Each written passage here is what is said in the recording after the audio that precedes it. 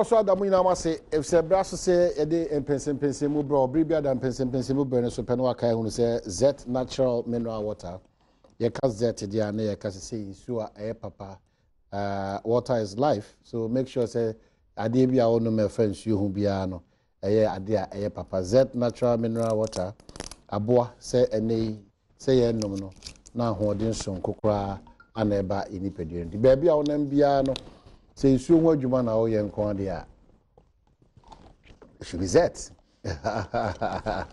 Ye beda ayi for so say Yara Miller active fertilizer papa abadwa so na ekuafo bibia eda kama edema omo anafe so NIB ejmeko say we pay for your dream promotion also ni on encoding kita for NIB on 0501451050 and 0501411697 eno achi so no Castle Gate Estate Ghana Limited say auto asase na umpese mansun bia wo ho dia nkrata wase bibia dana kwam dia Castle Gate for se oboa e wo sa akwani asa no eno so enkopa wo pese wa nkasa bia omusi udan ma omboa ma osi udan ni nyina no nhye ego no ma ombetimi aboa de mane afekwa ne se ene from 2000 Ghana cedi wo le to ase a na wonya asase a ne sa na afi wagibre within infie mi no wetmetwa ne kakra Castle Gate for 0241 398176 0241 398176 and 0205601 na only one in Ninkita on a Bibia Intimiko. In Mokoyada Roma, Z Natural Mineral Water, Yara Miller Active Fertilizer, NIB. Your business is our business, and I have Castle Gate for the Remedies and come away at the Ebrano Pay. Yujina a central region proper, Anna Ibidin Como, and say the city be on Wednesday without central region, and now they say, yeah, okay, sir, it's not complete.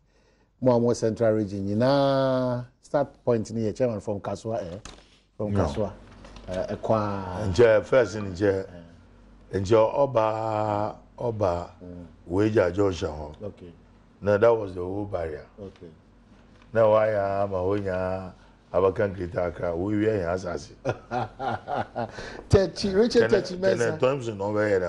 Oh, sure. Yeah. Oh, I see. Richard Tetchy Central Regional Secretary for the New Patriotic Party. And also, in another one, say, name and say, dear, I buy dear. We try red wine. So I'm a local horse. Richard, what is saying? Oh, yeah. Richard Boko. Good. MPP would say, oh, MPP, we have some young good thing. We are Boko Central Region. Okay. Here, Regional Minister, Honorable Commander Council, or Bujuma Party. If you are engaging your 50 months. What are some of the promises your party gave the Central Region? Say, idea, Omunyo Tumia, whilst in opposition campaigning. So now the Belfast Central Region, what are some of the promises? Yo, my name is me for Queen Michia, when I bring wash here. Adom TV and no pay. Ganka hona wash here of 50 manto na try manto. 2016 airborne channel. Say in small can oye bebre. Ye buy so ye be at 2 forma. Ye 200 mo. Wash here bit there. Central region, your coastal lines. Ofi nyana kesika fodidi mpoanum crow nti ina for adwuma no ye wo ha bebre wo ma nanado odi hye to wo bohwe ma for adwuma no we gina nanado na ebi hye ne bi so dem Coastal Development Authority ani na no aban ban hye da ho a onche bia no rolling out oye mebun nwuma so ya za ina Odin Hakon Papa, son, and Melbourne Metrics when ye join yet. Oh, yeah, 1 to 1 factory. See, ma, one paying Oshabon. Na, Yaba Bemi, is a Guna Kwema. Oh, yeah, Ministry of Trade. Na, Minister in charge of Special Initiatives, wait 1 or more, we be share a domina that was in our was to reform. If it's a Zongo development. So, see, as our Kodopa, Minister Waba Central Region. Now, only in Shima Kodo. In the months be ye didn't share to on Chibia, Fancy Walker, I put that way in Kokuni. They be in Coco, Emefimantum, Chefa, or Sabaton, one another, Namus will be honest. Okay, so on the matter of premix, more handle the same. Yo, Omahin, premix no, in a by how be ho. Na on Mra 2008, you lose elections no. In call for in a oya for want to premix and the maybe record that some of them were chased Nazi. In the ye win in a part in the no. Say BBC war a maybe more ya, mammy repeat. And we are from winning but party office, regional office near catching there. Obian saboteur na Kimza Yedin, and repair maybe about an queen. And see, you put in place interim management committee. Our share, we be no was now do in so. Yashena, the committee and Casa, so every land beach committee, what form of committee members are washing out what to premixing. First, no, while you were friend, Gary Skater, Quakota, Pomba tenants, and what you Gary Ska. First, they be a committee members was the 4 on the bar. Bona, Abia, for him, on the Zabia. 10 gallons in is the either we put a far from Ancasampo when you be. Then you mean, ye if you are monum. And the premix was a bar, a far from Ancasa. A far from Ancasa or coupon. When your premix was going up, the flow. Nancy, issue a craving or by a misunderstanding of honor. So, I should resolve BBI, I can say. Landing Beach Committee, Sinancasa, LINC. Accountant should be opened by the Landing Beach Committee. One goes on with Bassa, no way signatories to the account. First in history, every Landing Beach Committee over na account. Now, all this is what on for New Year. Committee members Nangasa about 47% of na margins number, 53% only development fund. Them baby my Land Beach Committee was it to employ what the Juma. NC committee now will be able to account more by in them. Emra, you take over. Now we didn't have MMDCs and government officials in place. And some can on court, baby, are uncertain. They said, oh, then there should be a centralized account to be able to say MMDCs what back. Then they take over. Now, Land BTBA will be an account. Any MDCC now quickly the regional minister has taken steps was going to be shame or after in a land committee members in there. That's what the LI says. Let's go by it. And see some them premises some now. BBI record maintenance of a has been resolved. Okay. BBI now. So on matters about cold stores, about cold and big ones and now CCC now. Some BCU, some mobile expand you, say assassin man so babazo. And what's something to say? Oh, Jeff, your friend. Maybe my father from Woodry now. Bit there, Quelmina, Yaba, be me, you honor command man. You and a mere once we him to Mori, Mumford, Nazina. In 2008, even the Shishano Gudanka, year to one by year. The late guard last month. Or quite me, being for a catastrophe, and then it's for by 4 years. And young Bibia. Banso. Wait to one more. If you budget your woman there, these places in overshare na one was said them a move draw in as in why was that one. Them cold stores is betray civil poor crumb and say a bit more said you more cold stores and as in yan or as a ban road to whom and a man wash there. Most of it Ferrocribian Nisaka and I want some point to us about on one saka. What has happened to Sedicom or what's happening to Sedicom? Sedicom, they mean there. By then you were acting chief executive and why advertise the what substantive one even apply why vet one as a you can say they've now appointed it. So we are in the process of getting a substantive chief executive for Sedicom.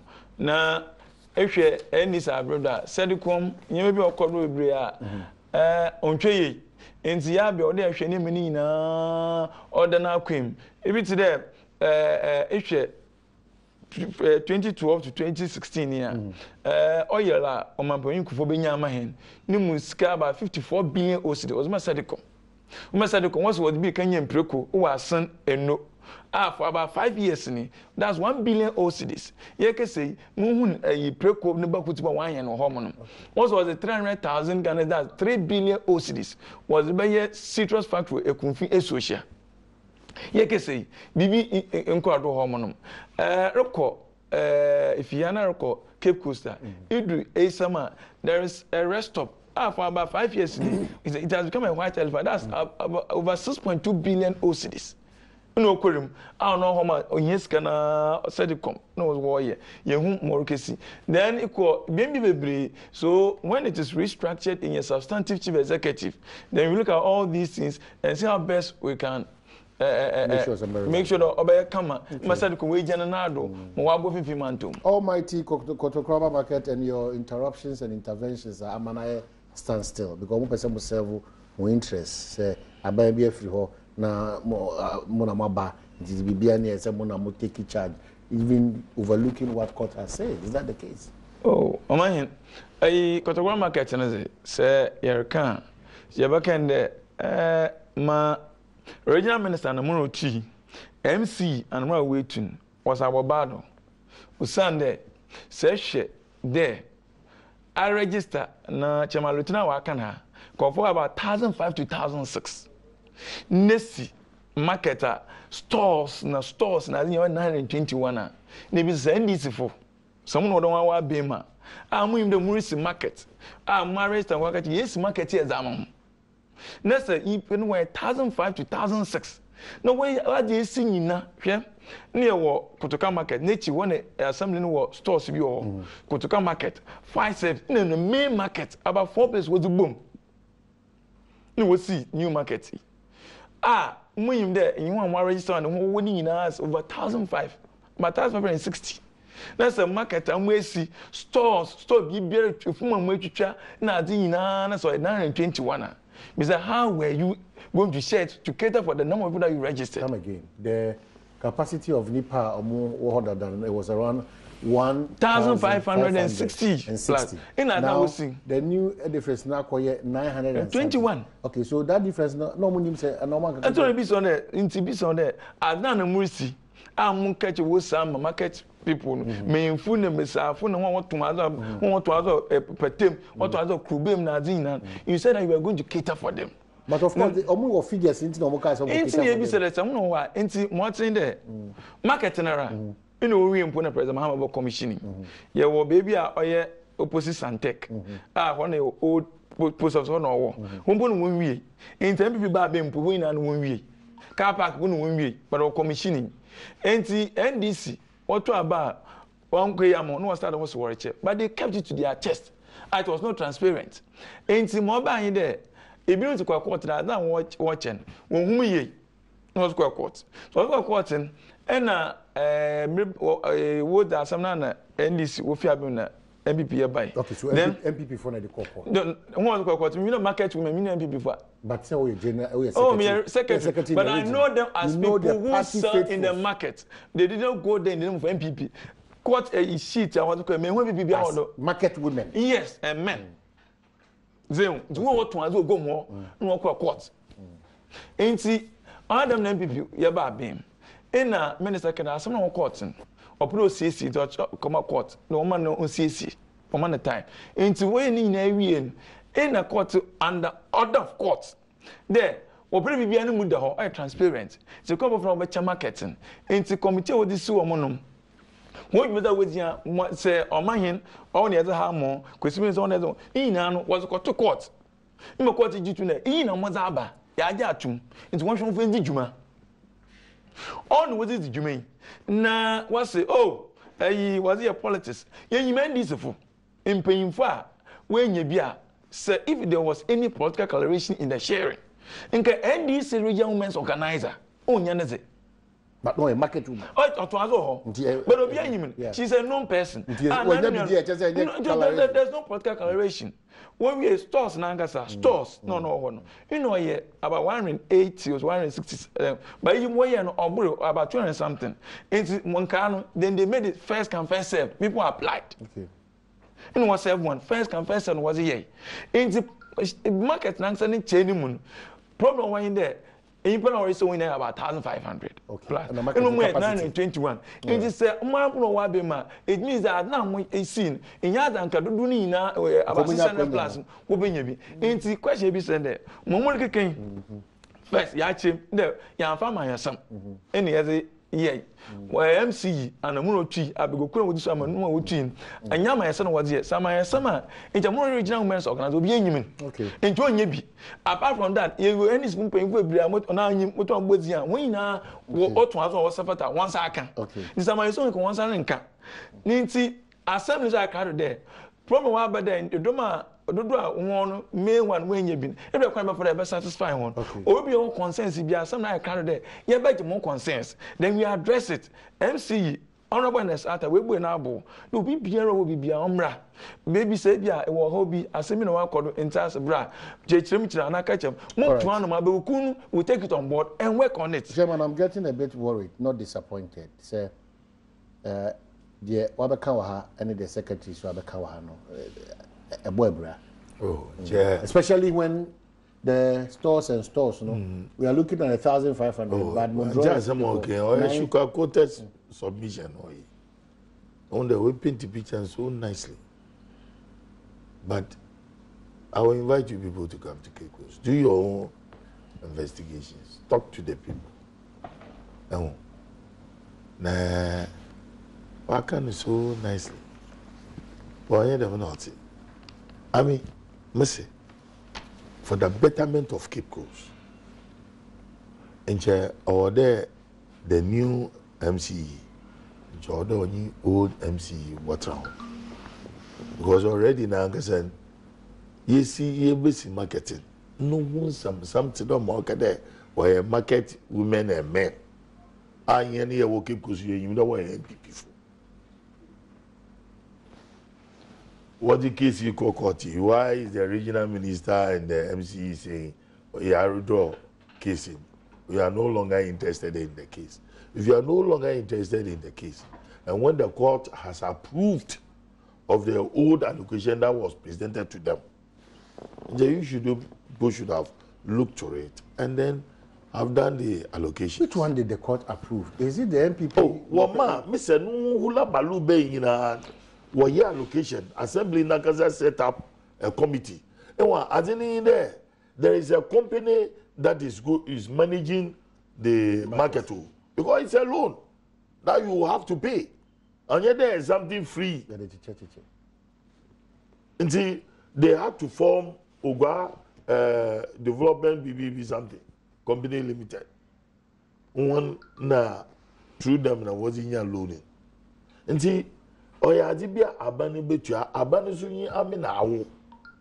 Now, since your confusion wabe we are what the injunction bill. I mean, I'm not. Sometimes it's very nauseating.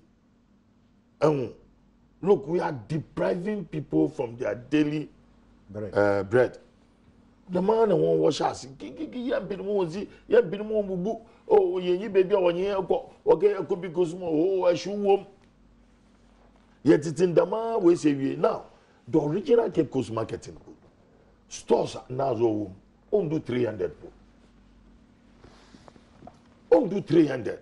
And the ones who were outside in was in Tabo. No, was I years your stores were outside. But no matter what, you have to include them. You want what on Dokun were outside. What on number wow, Nina makes Kotokaba market. Unlike the present designer, you can't sell outside, but all should go inside and go and sell. And most hasn't it. And see, baby, they were completely poor. They were developing another area for one what on Banchi, Brazil, and Nikakawana. But majority of the whole thing are stalls and then shops. You can't call them stores. They are shops. You know why MPP say? And then instead of building and marketing, you can see shopping mall. If you shopping mall, no what is it? Okay. My main cause that natural mineral water breaking, bra. But on the matter of the Electoral Commission, that on the issue of corruption, the citizen vigilante in Badwam in this administration, Adom, who trasa Bomodia Shawachi, Aviana, maybe Atiafaso, Ewohono. And then Adrian Ibebre on Electoral Commission. Yakwaba will wrap up on the Cape Coast matter and zoom straight into a Kufuadu to decide on the EC Broha. Yekwaba.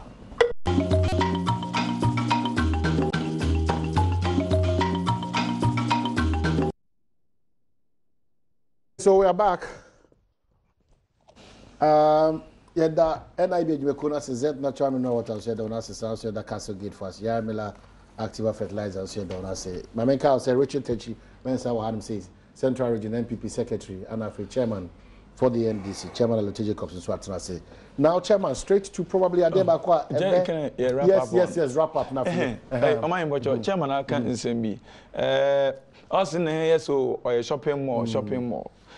Obi so what by hand national delegate conference at Mongo. Moon the money can 9. Dumb baby man, would you church among from Nazina Bama way? You know afterthoughts. Because of mine, Equa, Nakosha.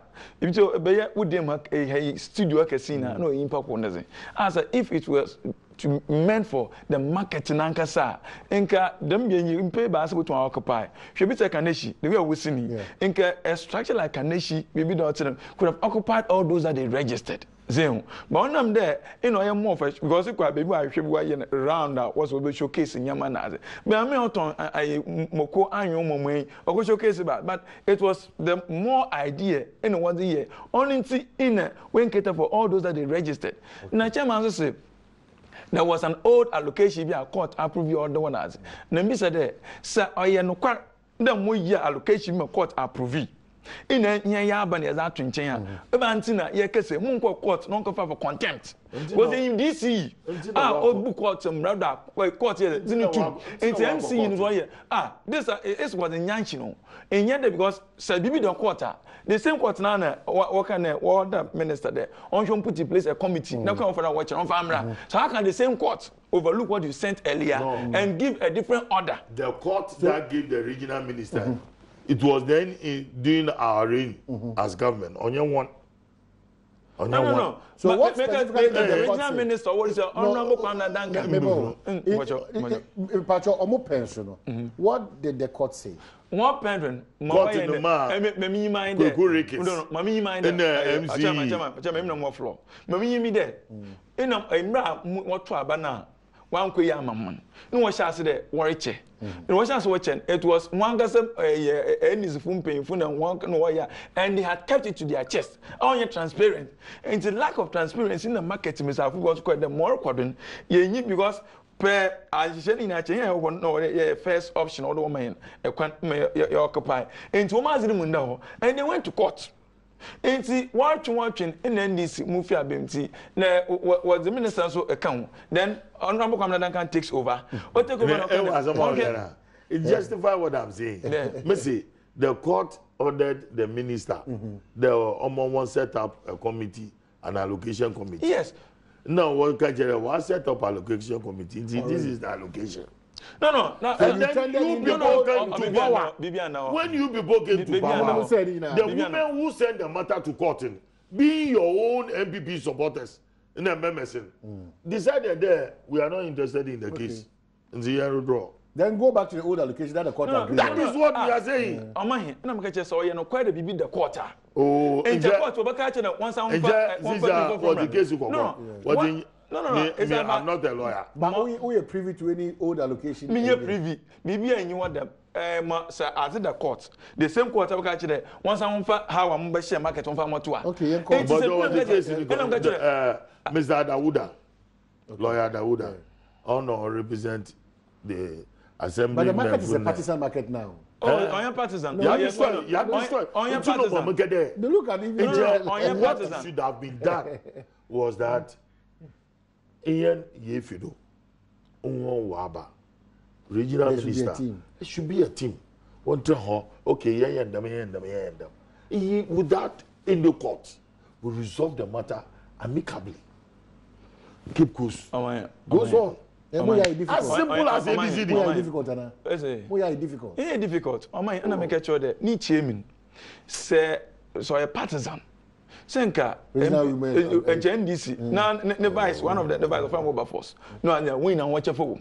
I win your one market once I can. So a partisan in NDC be obey. assembly MCE in a committee and mura woti ye ma court order was court to woman na me catch the chairman some will be the court no court approve you or tuma then you should file for contempt you should file for contempt minister you know MC we want but if you have not done this and you just by map yeah why a mini organizer crash another radio station this and the NDC pumping yes market MP waba ye bi Inti, you just mad that what said that what I'm saying there. Why and this pumping for or suffer to what once I come was there's so political relation. A man minister no MC why for your next 4 years. Jesus Christ, the way I'm here, marketing is as one papa. Oh, no, be but assembly is taking steps. Make sure that Kofi Crew. Yeah. You said the assembly approved the list before the withdrawal. Which the assembly approved the list before the withdrawal. I don't get it. Yes. Missy assembly will approve allocation. We honorable NDC for one there. Wa mama NDC. The matter is MPP from Penfunya will be. So there's no parliament. If there's not going back, means that what means that they are doing the right thing. Okay. Marking, you have indicated what you have said. They are MVP and it's not partisan. It is not. Why are people crying foul? Not because obia when you market when you know demonstration more regional men's organizer now wakete radio nido also when you want but she was on demonstration Chemalote, under the watch of the NDC Electoral Commission, especially the commissioner, a lot of issues came up from the then opposition Patriotic Party. I don't know what triggered all these conversations up to this point. One of our sensitive institutions, and Ankomo Yedi form. Mercy, the main topic has been because your historical antecedents are there if care at this apex of our democracy. Say you are here to handle this. To be a time bomber. I said it yesterday, and it's even on the net. That really you will see thousands of dead bodies littering on the streets of Ghana. Okay, Jinaha, that is the argument of Alaji Baturi on Tuesday. What is the NDC seeing now? No, we are not seeing. And move here to this level. As if said there's some. Let me get into that. So your topic of the day, it will be good. Let's go. Enyima, it started from UGCC to CPP. There's this mindset there. Mo party ba power me ye. Me here gota aban no do be there. Oye mom. Nti say ehwe won news reportage. Oh, na ye de ni chi ha mo wa ye nti ye sraban. Aban ka ye bibi ma obi a ehwe ohin obetregu ma abeni ya nyame hia one turn do afibo dam. We have created a certain political mindset to be there. My faith is tied with this political party. Nefisu yama them MPP NDC sit down the asanti yibia achimi yibiala or whatever, that child automatically belongs to MPP. Inti Nkranfo Aigbefo Womba automatically belongs to NDC. Then you have Western and Central being swing areas. And how we have built our politics. Yes, I mean it's unavoidable. But party ba in your region about develop. Now, Sir Esha, what took Kwame Nkrumah, NLC set up Center for Civic Education, and Dr. Abuzia, Professor Abuzia, then Dr. Abuzia was made the head of civil service, Center for Civic Education. Now, they were able to, in a way, conscientize Ghanaians on that platform about the perceived deeds of Kwame Nkrumah. And see, Amafo nya different view, and they saw Dr. Buzia as a champion of human rights and democracy by using Center for Civic Education. And see, immediately the ban on party politics was lifted. The first thing, banning CPP. Nah, offend the Progress Party by, and Progress Party won the election on the silver platter because they then had a de facto government that supported them. And see, from that angle, the UGCC fund rallied themselves. Yet it's in the man na Ajambo. And also, when did Mr. Dalati was one of the chief architects.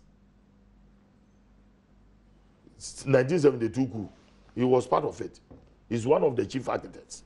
What is in the man and what's what be the CPP for a rally behind Achampo, Kutu Achampo, bam, no way to Buzia. Ne, if you commissioners in the Niki Kaunya Wabe CPP for. If you Okodu baby, they were able to influence Kutu Achampo there, Uncle for Kwame Nkrumah in Guinea. I'm sure maybe you are not aware of this, but history will tell you this. One guy for Guinea from Ra. And the hardcore conservatives now was a one pin because a lot of them now on Kuta Champion were appointed to one. Piwoma will betray Kwame Nkrumah, so they were afraid. Fast forward. Mobo, I'm coming. The man ne Adi Rollins Bay. Rollins Bay, AFRC. AFRC helped PMP, of which I was the regional organizer in Central Region. We also won power on the silver platter because we had the support of AFRC. And then internal wranglings, Omar Rollins, Oyeden, Osani Bay. And see, Rollins Bay, there was this demand for return to democracy, championed by Professor Dubois. No, was set up INEC. INEC conducted first election in 1992. Why in there, you presidential elections, you have parliamentary. And see, Professor Dubois Uluzi at the presidential elections.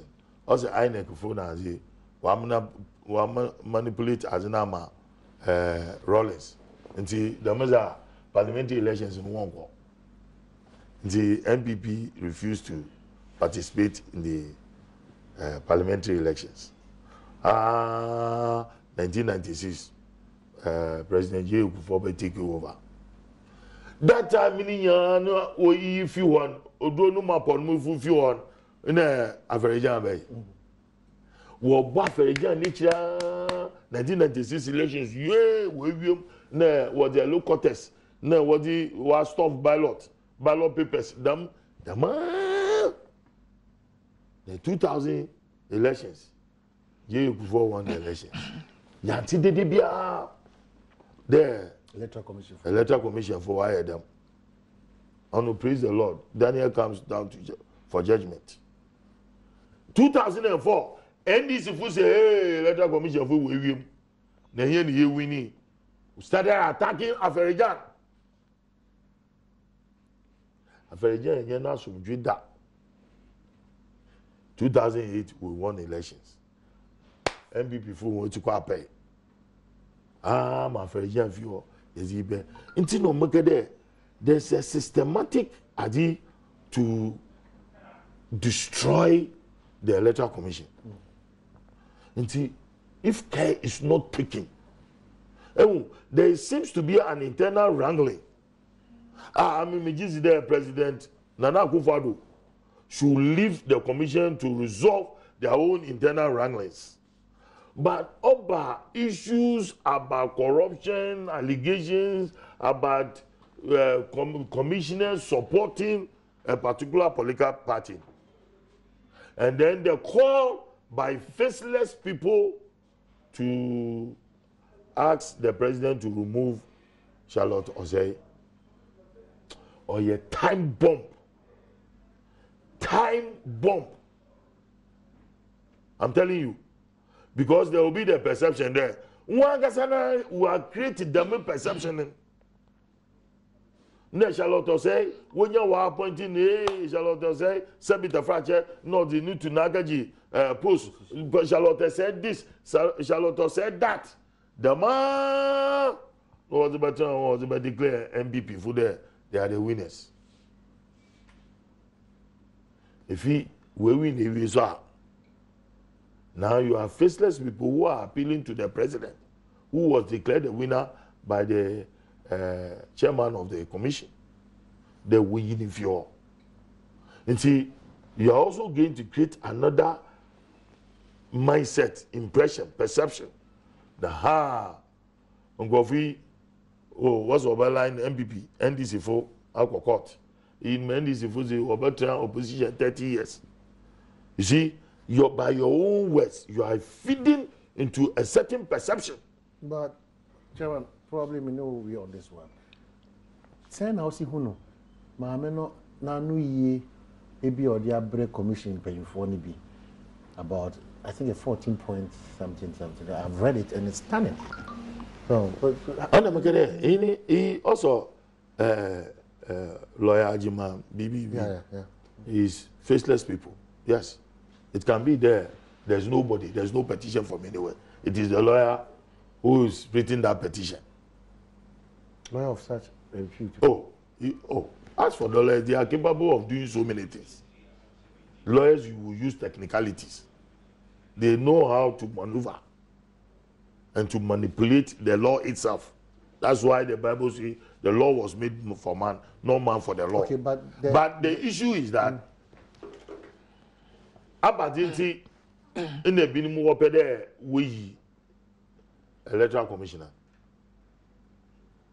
If you could do Nana Kufadu Nudo, Namakade, or Tidemi.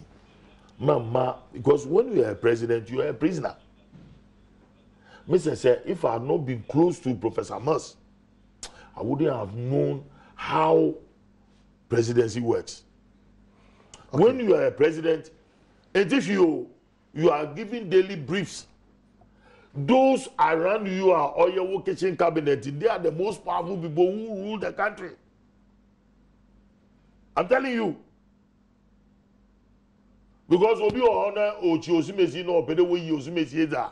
Now is part of your kitchen cabinet. You come and convince you move that person. Okay. The news is that at least you see any faceless being Nipa doing so 17. They've popped up. So it's not faceless again. So Mama saying there. Remember also, but Yema Techi in your say. Oh, mine. More personal. Now we AC. Nipa be the Mujidi and say, Mammy said the chairman, Netina so on your papa, call fast or NDC new or NDC Prime Scrapper, Infoni, even social media. It could be one of the Canada means to just get the woman out. If it is MPP, there's no problem. If it is during the time of somebody, there's a problem. There, BB and social media, or be a can you or that social media, then you come and put it on the MPP, the MPP, in which I mean, MPP. Okay. Was it BB them? The Obia or social media, let it be social media. But, Zim, you're batting. No, now, when you could, I shall from French, when you could get oh, then you book in our Sam, you couldn't was son. In a maybe modern. So being put Bruno Sampa, yeah, Modoba in a GA, in a Bonayumacase, a Bonayumacas, and upon us the crew, I pacha, and I won't show ye. Or not to be a new woman say with the electoral commission. There be electoral commission. Won't you meza woodsy? The master in a oya say, awesome, or my papa, Chede, or doing yam, no man, but when I wish him electoral commission would be busy. Into you put the banner, then some cacaine, then the ye, yaza, all the monk of at to him, Kofunya Rishim, same. Ain't he, President Mahama? Oh, boy, my minizine. In a share, Dr. Ferrigen, no, why over the years, an administration, in the Immuno Electoral Commission. in a worship one of the yes sword na nyabi kokwa do in MPP amayiku ye kan oya president mama na NDC achimaloche so kan they formed a war around the EC. The NDC became the communications outfit of the Electoral Commission. It is an assembly a camper. Hey, manka. Then that was when they started, oh, you are demonizing the EC. You are demonizing the EC. Mamina no say bompa no when you na kan yi ontweye. So then Nara we put in place a committee, a panel, 5-member panel. No one ko yen hwehwem. No get think of 100 there say about to yen new voter register na there and yen bi. Or put the panel in place now. When none of us were in put or hold the press conference. Or can I join there? They may feel them the archer the Gokun put man walking. She rendered it useless before I started Juma. Same. Obama Muhe one Saturday on news file. No, Rakasa. Also, one why engage in double registration about 200,000 for Ashanti region. That's the MPP stronghold. Later came to apologize. In MPP, you can American Saturday, Sunday, Monday, a week, but 2 weeks, 3 weeks. Until then, Chairman McMahon will hold the press conference and son apologize. Same. Okay, BBC. Okay, interview. If okay, yen. Oh, yan wakabio. Even if you obedin kugu. Wana yasana yarga. Referee. Obia yentem jinenyi. What did the cage go to house or bobo? No, I can't house of loose. Extra, every regime. You been yes, I'm a Edmokun. Ain't the Dominion men send me a coordinator when this fool, when order when a present mamma and this. No, yes, Yama, I saw you and Ado. You know, mobile communication easy. Maybe I would different. On your neck. Mamma Yanka easy, Nasam, only in them yet to me a wipe a chai. NDC, President Mama, move form a wall. We be a car gun on the way to a wire pachai. No mind. Or a cadeau in a was a President Mama appointing as a or faceless people. But you should not response. The Macanana response. They're under her watch as boss of the EC. Obitum or turn the EC into Amadou and Sons Limited, not any private business. Political person one prime minister when Sikan almost to a private account. In the Sepayin, so any Shamunsa, all the project image of the EC. Image East Worship, BBA Juma. That's at what? Not so busy or than private business. None of the Bakan, maybe say, why we doing I and so Occident. It's only to China. So, Aussie. They will do one science contract. Our contract I want sign or illegal. The more you papa you there. Also, neither be to engage in illegal transfer of votes. Under your watch. Under her watch. And her leadership. Chiamalote Ionante Enka. No, also, on no ye EC bossing. I say, you what don't mind ye, I resume you know more you be from Raquandon, or between Kesha baby. In what transfer votes. No, transfers I did say, nay, yet inform favor particular political party, and then people will be on your undue advantage. Why do you do that? And none of my under your watch. Under your watch, as a trauma, don't you mean now, Cordo? Maybe some there. None of them are called a basin a yay. Send said the master me, those so called people when petition. And Chabaka. Could it be that that time one so you maybe they can expose you will not say it in there you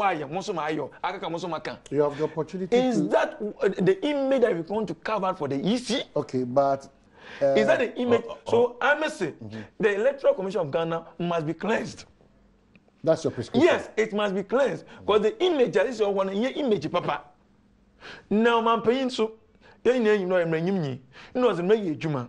In the man so receipt petition be to them on you no be church on the on chief justice. Right? In one no sure if there's a prima facie case established, then they will call for investigation. One advice will be it is not the president's prerogative to act or not. Only the obedi mrando. What's the mrando da? Nemra mo ba cheren. What the ejuma? Enti imagine ankasa. Inyala NDC for President Mama. Boy, waka for is on no. These people, they are joking with the life of Ghana. Shasem be Orika. But Chairman, you are raising the tempo too much. No. You see, He thinks it's so easy. You think it's so easy. Chairman, you had a When chance. people have been fed with a kind of information and people have been conscientized. No, Omahin. Yo, Anna, MPP. No, okay, go for the other face people on petition. President Anna. Or MPP, no catch Mammy shall say unrespond and MPP for. What do you see? That is what we are saying is not easy. I'm just telling you something. That is what the opposition. Listen, these three people. That is what the opposition. That is what the opposition is thinking. Who appointed them? Go and look at when they were appointed. Who appointed them? So those kinds of appointed. Then they were catching. Sule and Zaza. Into more gun. Now if she's saying the truth, and whose leadership? Yeah, under what leadership? Under whose leadership? There's no human being on earth who is perfect. But nobody there is no institution. But that means that's an indictment on her. Look. That's an indictment on her leadership. There is no institution on earth that is perfect. There is no human being on earth that is perfect. Perfection. That is why it is somewhat strange. Say, as a response, or the buyer say, on my hand, say. And I mean, with you, the man who is musical from Russia, that one don't go to now, I'm on certain operational as the before you realize it. Now I late. Now sometimes you try to massage it. I mean, me negum no makade ohuni damimbri into no makade as president, being the father of the nation. Sometimes you see on the makade the law was made for man, not man for the law. Maybe looking at the sensitive nature of it, set up a presidential commission to go into this matter. In the meantime, you allow them to resolve their own internal wranglings. But when issues like how can this be resolved internally? That's the challenge. It can be resolved. Resolve that. Maybe as part of the please. It can be resolved. But the issue is that when it comes to transfer of votes, this, that, Dam Amadou Sule ni nyamanyamaya was up. No, I mean, not what about the rapport. Ebi nim so almost step past. Ebi nim see sack trading na. No, you can't just sack the trade. It's not possible because one time Rollins ikafa for Jambe. Yay! Rollins aka for be all babe ejuma man. Oye ejuma man, oye ejuma man kufo. Okay. Na impa free wa be. Hey, mama aka for besia or da ba there o me ejuma man. Oye ejuma man wala. Prescription sack set aside. As I've said earlier, I said the EC must be cleansed. Or can by EC image in one. On Yaza papa. Into all the actual Conaba Fado, ne EC image, Obino image papa. Amayakua, when you did be a Benya ratio on Mamba so, you to be a ratio electoral commission. Need Mezo. Or something is having Wakodi. Now, Nara EC boss, okay, even put under her watch, between she baby, illegal transfer voter. Say, and yet, Amayaku now, one who when you are anyway, a Juma of your young Madame Koda. And they could have even changed the will of the people. Okay, so if things are being done, that could subvert the sovereignty of the people. Honestly, going to tell my cinema. That one you are not talking about it. The EC might be cleansed. The image that is out there is very bad and it needs to be.